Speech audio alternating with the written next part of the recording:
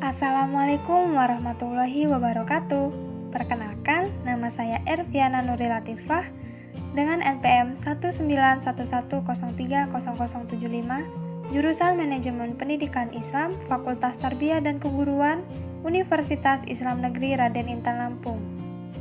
Di sini saya akan membahas materi tentang manajemen konflik, mata kuliah analisis perilaku organisasi dengan dosen pengampu Bapak Aditya Pradito MPD.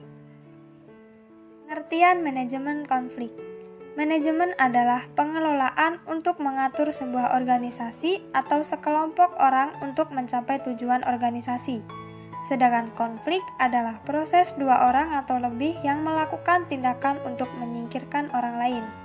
Jadi, manajemen konflik adalah sebuah pendekatan yang dilakukan serta diarahkan untuk komunikasi dengan pelaku konflik, yang mana pelaku konflik dapat mempengaruhi kepentingan bersama suatu organisasi. Ciri-ciri terjadinya konflik. Yang pertama, ada saling adanya pertentangan dalam mencapai tujuan. Berikutnya, paling tidak ada dua pihak secara perorangan maupun kelompok terlibat dalam suatu interaksi yang saling berlawanan. Berikutnya, adanya tindakan yang saling berhadap-hadapan akibat pertentangan. Dan yang terakhir, akibat ketidakseimbangan. Dampak konflik. Ada dua, yaitu konflik fungsional dan konflik disfungsional. Konflik fungsional merupakan konflik yang berdampak baik. Dampak yang bisa terjadi antara lain perbaikan organisasi, gairah kerja meningkat, dan kesadaran baru terhadap orang lain. Konflik disfungsional adalah konflik yang berdampak buruk. Dampak yang bisa terjadi adalah tujuan organisasi terganggu, seperti waktu, energi, sumber daya, dan hubungan individu atau kelompok terganggu seperti prasangka, dendam, dan disintegrasi. Jenis-jenis konflik. Yang pertama, ada konflik intrapersonal, yaitu konflik seseorang dengan dirinya sendiri. Konflik terjadi bila pada waktu yang sama seseorang memiliki dua keinginannya tidak mungkin dipenuhi sekaligus. Yang kedua, ada konflik interpersonal, yaitu pertentangan antara seseorang dengan orang lain karena pertentangan kepentingan atau keinginan.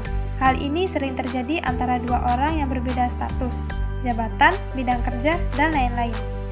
Yang ketiga, ada konflik intergrup, yaitu konflik antar dua kelompok dalam organisasi.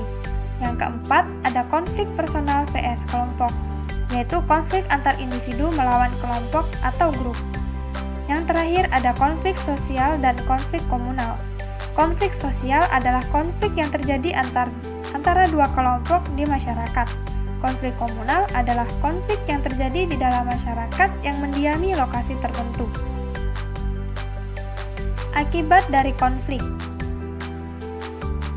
Akibat negatif, yaitu menghambat komunikasi, mengganggu kohesi atau keeratan hubungan, mengganggu kerjasama atau teamwork, mengganggu proses produksi, menumbuhkan ketidakpuasan terhadap pekerja, dan akibat positifnya yaitu membuat organisasi tetap hidup dan harmonis, berusaha menyesuaikan diri dengan lingkungan, melakukan adaptasi, memunculkan keputusan yang bersifat inovatif, dan memunculkan persepsi yang lebih kritis terhadap perbedaan pendapat.